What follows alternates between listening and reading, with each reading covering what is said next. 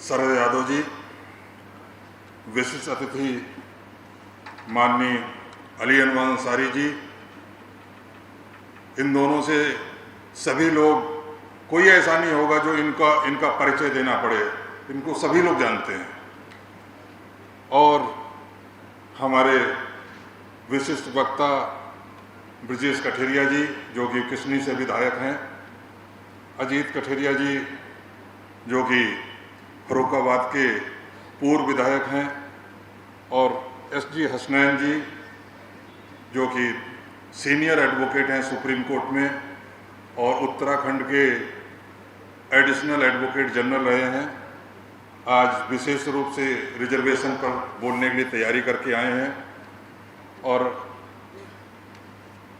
अरुण माझी साहब, देवेंद्र भारती जी और सभा में उपस्थित सभी साथियों, आपको मेरा जय हिंद। साथियों, आज हम विषम परिस्थितियों से गुजर रहे हैं और उसी के कारण ये कार्यक्रम आज रखा गया है। अंग्रेजों से जब इस देश की स्वतंत्रता की लड़ाई चल रही थी तो बाबा साहब ने राजनीतिक स्वतंत्रता की तुलना में सामाजिक स्वतंत्रता को वरीयता दी थी। उन्होंने कहा था कि मनुवादी व्यवस्था के कारण हजारों साल से जो इस देश के बहुसंख्यक समाज का शोषण हुआ है, जिसके कारण सामाजिक भेदभाव की वजह से इस देश में जो सामाजिक असमानता और सामाजिक आर्थिक असमानता पैदा हो गई है, जब तक इस समस्या का निराकरण नहीं होता है और सिर्फ बिना निराकरण किए राजनीतिक स्वतंत्रता मिल जाती है तो उस आज़ादी का इस देश के लिए कोई मूल्य नहीं है। उन्होंने कहा कि इसलिए अगर इस देश को वास्तविक रूप से आज़ाद करना है तो जो सामाजिक गुलामी है उसको दूर करने के लिए सामाजिक लोकतंत्र की स्थापना करना भी जरूरी है। वह काम राजनीतिक स्वतंत्रता के साथ ही सुनिश्चित होना चाहिए। उन्होंने कहा यदि ऐसा नहीं होता है, अंग्रेज इस देश से चले जाते हैं तो इस समाज का कुछ हिस्सा जो अंग्रेजों का गुलाम है वो तो स्वतंत्र हो जाएगा, लेकिन उन गुलामों का गुलाम जो इस देश का बहुसंख्यक हिस्सा है वो फिर भी गुलाम रहेगा। और इसलिए बाबा साहब ने संविधान जब लिखने का मौका मिला तो उसकी संविधान सभा की अंतिम मीटिंग में उन्होंने कहा था, चेतावनी देते हुए कहा था 1949 में कि आने वाली 26 जनवरी के दिन इस देश में संविधान लागू हो जाएगा और इस देश के सभी लोग राजनीतिक रूप से समान होंगे, सबके वोट का मूल्य एक होगा। लेकिन फिर भी देश समाज में सामाजिक असमानता और आर्थिक असमानता बनी रहेगी। और उन्होंने कहा कि अगर इस असमानता को दूर नहीं किया तो राजनीतिक लोकतंत्र ध्वस्त हो जाएगा एक दिन। और वो दिन आज आ रहा है जबकि राजनीतिक लोकतंत्र हमारे लिए कुछ नहीं, एक डिक्टेटरशिप इस देश में दिख रही है। बाबा साहब ने इसी सामाजिक लोकतंत्र को स्थापित करने के लिए संविधान में समानता और स्वतंत्रता के अधिकार को मौलिक अधिकारों के रूप में स्थान दिया। वंचित समाज को विकास की मुख्य धारा में लाने के लिए आरक्षण जैसे प्रावधान दिए। लेकिन साथियों, संविधान में लिख देने से अधिकार नहीं मिल जाते। संविधान में अधिकारों का प्रावधान करने से अधिकार नहीं मिल जाते, क्योंकि जो हमारे अधिकारों पर हजारों साल से सांप की तरह कुंडली मारकर बैठे हुए हैं, वो अपनी मलाई में से आपका हिस्सा इतनी आसानी से देने वाले नहीं हैं। और ये बात पिछले 70 सालों से साबित हो रही है। लेकिन पिछले 70 वर्षों से हम फिर भी संघर्ष कर रहे थे। हमें उम्मीद थी कि एक न एक दिन हम संघर्ष करके, तमाम उतार चढ़ाव के बाद एक न एक दिन हम संघर्ष करके संविधान में बाबा साहब ने जो हमें अधिकार दिए हैं उन अधिकारों को प्राप्त करने में हम सफल होंगे। एक न एक दिन विकास की मुख्य धारा में इस देश का दलित पिछड़ा भी सवर्ण जातियों के तरीके से बराबरी का एहसास करेगा, ये हमें उम्मीद थी। लेकिन पिछले 4 वर्षों में सामाजिक न्याय का आंदोलन छिन्न भिन्न हो गया। आज सत्ता में वो बैठे हुए हैं जिनके खिलाफ बाबा साहब ने, हमारे तमाम महापुरुषों ने संघर्ष किया। आज वो सत्ता में बैठे हुए, और सत्ता में ऐसे नहीं बैठे, हमारे कंधों पर चलकर वहां पर बैठे। हमने उनको बैठा लाए वहां पर। इसलिए अगर वो गलत काम कर रहे हैं तो कहीं ना कहीं हम दोषी हैं, हमने उनको सत्ता में बैठा लाया। और आज भी हम उनका साथ दे रहे हैं। और ये दुख की बात है कि हम उन जिन लोगों का साथ दे रहे हैं, बार बार से दे रहे हैं, वो साथ दे इसलिए दे रहे हैं, इसका वे प्रमाण है कि रोहित वेमुला, ऊना की घटना, इन सबको हम उत्तर प्रदेश के चुनाव के समय याद नहीं कर पाए। जितने भी चुनाव आते हैं, हम रोहित वेमुला के समय हमने पूरे देश में आंदोलन किया, ऊना की घटना के समय पूरे देश में आंदोलन किया, और ऐसा लगा कि इस देश का दलित पिछड़ा जा गया है, अब इनको किसी चुनाव में सफलता नहीं मिलेगी। लेकिन जब चुनाव आता है तो हम उन्हीं को वोट दे देते हैं और वही लोग फिर सत्ता में काबिज हो जाते हैं।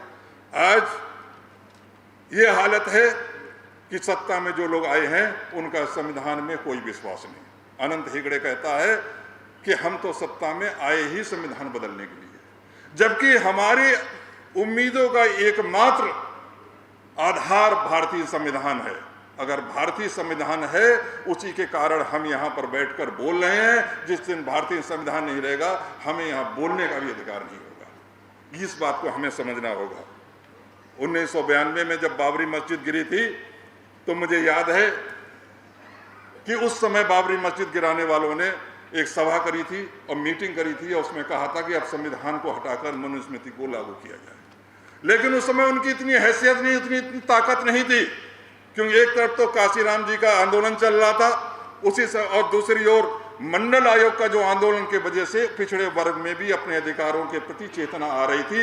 एससी और ओबीसी नजदीक आ रहा था, इसलिए उनकी ताकत के सामने उनकी इतनी हैसियत नहीं थी कि भारतीय संविधान के सामने आंख उठाकर भी उसको देख सकते। लेकिन आज वो भारतीय संविधान को धीमे धीमे कमजोर करने का प्रयास कर रहे हैं, उनके प्रावधानों को डाइल्यूट करके। साथियों, पिछले 4 सालों में भारतीय संविधान के जो प्रावधान है, खासतौर पर सोशल जस्टिस, सामाजिक न्याय से संबंधित जो प्रावधान है, उनका जितना मजाक उड़ाया गया है उतना आज तक कभी नहीं हुआ है। आपातकाल में भी भारतीय संविधान के साथ खिलवाड़ हुआ, लेकिन आज ऐसा लग रहा है कि जैसे भारतीय संविधान कहीं अलमारी में बंद कर दिया गया है और सारी नीतियां, सारे आदेश नागपुर से, आरएसएस के कार्यालय से चलकर आ रहे हैं। लोकतंत्र का सबसे बड़ा आधार होता है अभिव्यक्ति की आजादी, बोलने का अधिकार। लेकिन आप देखिए, पिछले 4 सालों में नारायण दाभोलकर, कालबुर्गी, पंसारे और अभी गौरी लंकेश की हत्या कर दी गई। क्यों कर दी गई? क्योंकि उन्होंने धार्मिक मान्यताओं पर वैज्ञानिक सोच के साथ अटैक करने का प्रयास किया। लेकिन ऐसा पहले क्यों नहीं हुआ? आरएसएस तो 1925 में बनी थी, इतने साल पहले, और उसी समय बाबा साहब अम्बेडकर इन 4 लोगों की जिनकी हत्या हुई, इनसे भी कई गुना ताकत से धार्मिक मान्यताओं पर अटैक कर रहे थे। उन पर कभी हमला नहीं हुआ। ये चीज क्यों नहीं हुआ, ये हमें समझना चाहिए। उसका कारण यह है कि उस समय जितने भी हिंदूवादी संगठन थे, चाहे आरएसएस था, चाहे हिंदू महासभा थी, इन सबके विचारों का केंद्र केवल सबड़ समाज था। उनकी सारी नीतियां सबड़ को देखकर ही बनती थी। एससी और ओबीसी उनके लिए आदमी था ही नहीं, उनके लिए गुलाम था। वो मान के चलते थे कि जो नीतियां सबड़ समाज के लिए बनाएंगे वही इंपॉर्टेंट है, बाकी लोग तो उनके साथ भेड़ की तरह चलकर ही आएंगे। आपको ध्यान होगा कि जब 1919 का एक्ट आ रहा था, भारतीय गवर्नमेंट ऑफ इंडिया एक्ट, तब पिछड़ों को संसद में प्रतिनिधित्व की बात हो रही थी। तब बाल गंगाधर तिलक ने कहा था कि मुझे समझ में नहीं आता, ये तेली जो है संसद में पहुंचकर क्या तेल बेचेंगे, कुनबी क्या वहां पर हल चलाएगा। लेकिन आज उसके बाद ये उनकी विचारधारा लंबे समय तक रही, लेकिन मंडल आयोग की रिपोर्ट लागू होने के बाद जो आंदोलन हुआ आरक्षण के विरोध में, आरक्षण के समर्थन में, उससे जो एससी और ओबीसी साथ में आया, उससे उन्हें अपनी नीतियां बदलने के लिए मजबूर होना पड़ा। क्योंकि जो ओबीसी आरक्षण के विरोध में सवर्ण के साथ खड़ा होता था, वो आरक्षण के समर्थन में दलित के साथ कंधे से कंधा मिलाकर लड़ने लगा। तब उनको लगा कि हमें अपनी नीतियों को बदलना पड़ेगा, और उसके लिए उन्होंने धर्म का सहारा लिया। ओबीसी में नए नए नेता पैदा किए, उमा भारती, कल्याण सिंह, ये सब उसी रणनीति का परिणाम है। और परिणाम ये हुआ कि पूरे धर्म के आधार पर इस तरीके से ध्रुवीकरण किया कि हमारा सामाजिक न्याय का आंदोलन पीछे रह गया, और 2014 में पूर्ण बहुमत के साथ वो सत्ता में आ गए। साथियों, पिछले 4 सालों में दलितों पिछड़ों को अपने साथ रखने के लिए तमाम काम किए जा रहे हैं। सबसे बड़ा काम बाबा साहब अम्बेडकर के ऊपर हो रहा है, उनको अपनाने के लिए हो रहा है। तमाम मेमोरियल बनाए गए। बॉम्बे में इंदू मिल को, जिसको बहुत दिनों से वो लटकी पड़ी थी, उस इंदू मिल को लेकर उसमें बाबा साहब के नाम पर मेमोरियल बनाया गया जा रहा है। लंदन में जिस घर में बाबा साहब पढ़ते थे, रहकर पढ़ते थे, उस घर को खरीद लिया गया, वहाँ मेमोरियल बनाया जा रहा है। 26 अलीपुर रोड, जहाँ बाबा साहब ने अंतिम समय बिताया, उसको मेमोरियल बनाया जा रहा है। बहुत सारे काम हो रहे हैं, लेकिन उसके बावजूद भी दलितों पर अत्याचार लगातार बढ़े। रोहित वेमुला, ऊना, सहारनपुर, ऐसी तमाम घटनाएं हैं जो ये साबित करती हैं कि इस बीच दलितों पर अत्याचार बढ़े हैं। सामाजिक न्याय, आरक्षण को कमजोर करने का प्रयास किया है। वो इसलिए कि अंबेडकर को तो अपना लिया, लेकिन दिल में उनके अब भी मनु बसा हुआ है। दिल में अब भी उनके मनु बसा हुआ है, इसलिए वो अपनी सोच को नहीं बदल पाए। और सबसे बड़ा खराब काम जो हुआ है, सबसे ज्यादा खतरनाक काम जो हुआ है, वो है सामाजिक न्याय का जो मेन आधार है, हमारा प्रमुख आधार है आरक्षण, उस पर अटैक करने का। अभी क्रीमी लेयर का मुद्दा उठा सुप्रीम कोर्ट में। इंदिरा साहनी केस में क्रीमी लेयर का मुद्दा उठा था, लेकिन उन्होंने ओबीसी के ऊपर लागू किया। उस समय उन्होंने कहा एससी के ऊपर लागू नहीं होगा। हालांकि मैंने उसी समय कहा था कि अगर इस समय क्रीमी लेयर के मुद्दे का विरोध नहीं किया गया तो एक ना एक दिन एससी के ऊपर भी आएगा, और वही हुआ। नागराज केस में पिछले दरवाजे से क्रीमी लेयर का मुद्दा लागू किया गया। कहा गया कि प्रमोशन के समय उनकी सामाजिक पिछड़ेपन को देखा जाएगा। अभी उसी में जो रिव्यू पिटीशन हुई, के.एस. चौहान एडवोकेट हैं, वो देख रहे थे, तो उस समय भी इस मुद्दे को 2 जज की बेंच ने फिर से उठाया कि एससी के मामले में क्रीमी लेयर क्यों नहीं लागू हो सकता। आप सोचिए, इंदिरा साहनी का मामला में 7 जजों की बेंच थी, लेकिन नागराज मामले में 5 जजों की बेंच थी। उसने 7 जजों की बेंच के खिलाफ फैसला घुमा के दे दिया। अब 2 जज की बेंच भी 7 जज की बेंच के ऊपर जो है क्वेश्चन उठाती है। अभी आप देखिए, और उसी का आधार देख के एक समता आंदोलन समिति है इसकी राजस्थान की, उन्होंने केस सुप्रीम कोर्ट में कर दिया। उस पर भी जो है नोटिस जारी हो गए। अब बाद में पता चला कि वो समता आंदोलन समिति आरएसएस का ही एक एनजीओ है सब। और आप ये देखिए, SC/ST एक्ट को कमजोर करने का प्रयास किया गया। SC/ST एक्ट को कमजोर करने का जो प्रयास किया जा रहा है, जिसमें कि न्यायपालिका कहीं ना कहीं उनके साथ दे रही है, उनका साथ दे रही है, उसके पीछे भी एक बहुत बड़ा कारण है। वो मैं समझता हूं कि फूलपुर और गोरखपुर लोकसभा चुनाव में जिस प्रकार से सामाजिक न्याय से संबंधित 2 दल पास में आए और वहां पे उन्हें हार का सामना करना पड़ा, तो उन्हें लगा कि दलित को अलग थलग करना जरूरी है, और इसीलिए SC/ST एक्ट को डाइल्यूट करने का प्रयास किया गया। 2 अप्रैल को घटना हुई, पूरा भारत बंद किया गया। उन्हें उम्मीद थी कि SC/ST एक्ट में ओबीसी तो उनका साथ नहीं देगा, लेकिन ये हमारी खुशकिस्मती है, हमारा सौभाग्य है, हमारे सामाजिक न्याय आंदोलन के लिए एक शुभ संकेत है कि 2 अप्रैल के भारत बंद में चाहे या तो ओबीसी समाज सामने आया, समर्थन में आया, नहीं तो घर पर भी बैठा रहा, तो उसने नैतिक समर्थन दिया, और उसी की वजह से हमारा आंदोलन सफल हुआ। ग्वालियर में गोलियां चली, वहां पैसा बांटा गया। पुलिस की रिपोर्ट कहती है कि पैसा बांटा गया हिंसा करने के लिए। हमारे बहुत से लोग शहीद हुए, लेकिन उस आंदोलन का एक सकारात्मक परिणाम भी रहा। वो सकारात्मक परिणाम ये रहा कि हमारे समाज ने, दलित समाज ने अपनी सोई हुई ताकत को पहचाना। उन्हें समझ में आया कि बिना पूर्व नियोजित ढंग से, बिना किसी स्पेसिफिक नेतृत्व के अगर हम इतना बड़ा काम कर सकते हैं, तो अगर हम प्लान बनाकर करें तो हम बहुत बड़ी लड़ाई लड़ सकते हैं। और इस बात को दुश्मन ने भी समझा, उनके भी कान खड़े हो गए। इसलिए आपसे ज्यादा वो सचेत हो गए हैं आपकी एकता को तोड़ने के लिए। साथियों, कुल मिलाकर प्रयास ये हो रहा है कि भारतीय संविधान के जो भी मुद्दे हैं उनको ज़्यादा से ज़्यादा जो सोशल जस्टिस से संबंधित जो प्रावधान है उनको कमज़ोर किया जाए। लेकिन यहाँ मामला सिर्फ SC ST OBC तक का ही नहीं है, मुस्लिम समाज का देखिए, तरह तरह की, कभी घर वापसी, कभी गाय के मांस के आधार पर, कभी किसी ना किसी आधार पर उन पर भी अटैक होता रहता है। कहीं कोई आतंकवादी घटना हो तुरंत 4-5 मुस्लिम पकड़ लिए जाते हैं। वो बाद में पता चले कि वो RSS के ही लोग कई उसमें मिले हैं कई घटनाओं में। वो बात दूसरी है कि सबूत नहीं मिले या उनकी इन्वेस्टिगेशन एजेंसी उनके पास है, उन्होंने उनको छोड़ दिया, लेकिन ऐसे जैसे ही कोई घटना होती है मुस्लिम पकड़ा जाता है। और ये लोगों की सोच आप सोचिए कितनी खतरनाक है कि कठुआ में 8 साल की बच्ची का 4 दिनों तक लगातार बलात्कार किया गया, उसकी हत्या कर दी गई, लेकिन वहाँ पर एक भाजपा के मंत्री और विधायक उस दोषियों के खिलाफ समर्थन में खड़े हो गए।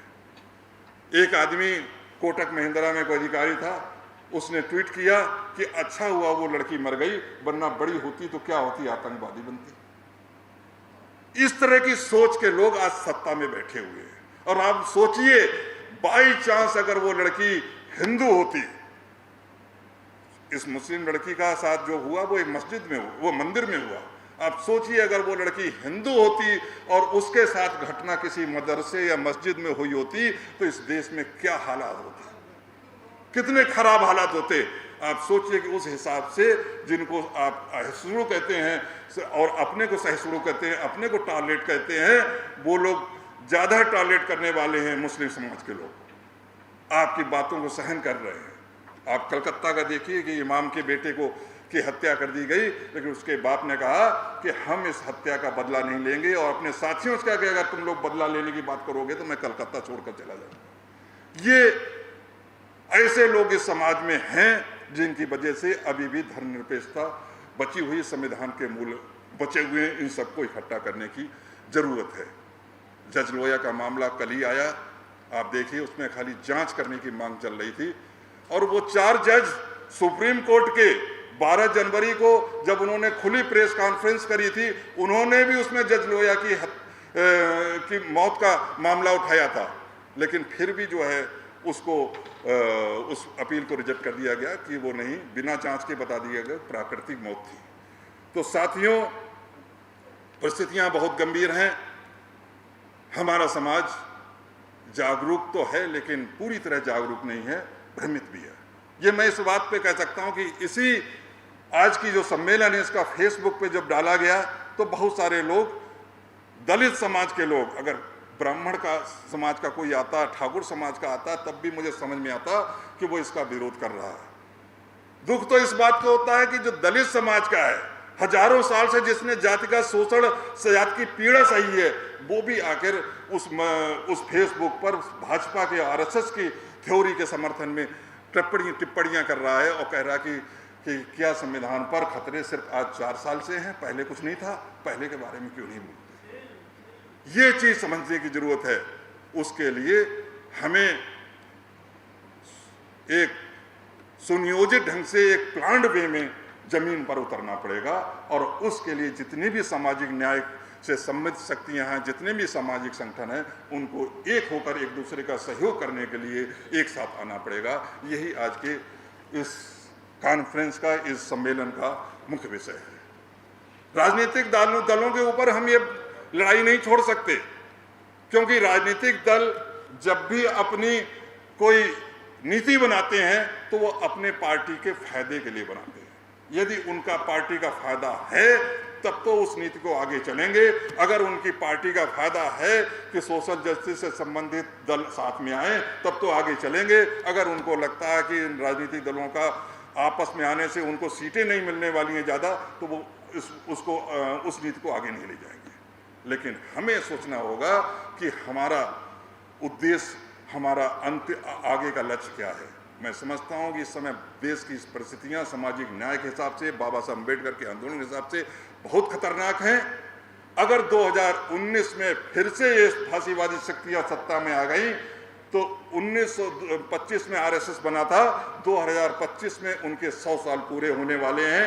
आज जब वो इस कदर भारतीय संविधान के खिलाफ बोल रहे हैं, तो आप सोचिए अगर दोबारा सत्ता में आए तो आप विश्वास करिए आप कुछ नहीं कर पाओगे, और अगले इलेक्शन से पहले वो आरएसएस को हिंदू राष्ट्र के रूप में एक तोहफा दे देंगे। इसलिए हमें बहुत सोच समझकर आगे कदम उठाना होगा, दलीय राजनीति से ऊपर उठना होगा, जातीय राजनीति से ऊपर उठना होगा, और ये जो बैनर का है कि भाई किस बैनर के तले कार्यक्रम हो रहा तभी हम उसमें जाएं, इस बात से भी ऊपर उठना होगा। एक दूसरे का सहयोग, क्योंकि हमारी ये अस्मिता का प्रश्न है, ये हमारे भविष्य का प्रश्न है, हमारी आने वाली पीढ़ी का, हमारी पीढ़ी का, उनके भविष्य का प्रश्न है। अगर इस समय भी हम अगर छोटे मोटे क्षुद्र बातों में लगे रहे तो आने वाला भविष्य हमें कभी माफ नहीं करेगा। मैं हर तरीके से इस आंदोलन को आगे बढ़ाने के लिए तैयार हूं इस उम्र में। तो जैसे अजीत कहा कि आप लोग क्यों नहीं आगे बढ़ते।